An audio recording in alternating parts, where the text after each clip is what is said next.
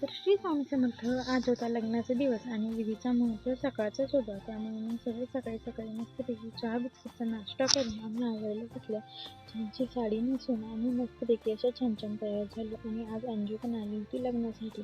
मग काय आरूबाई मी आणि सगळे तेच छान तयार झाले. खाली गेलो तिकडे मस्त अशी सप्तपदी होती आणि इकडे जपाय तवा अंगिरसे विद्रमणे स्वाहा स्वाहा गणपाय स्वाहा गणाभिष्टामहे गौस्ते सन्नो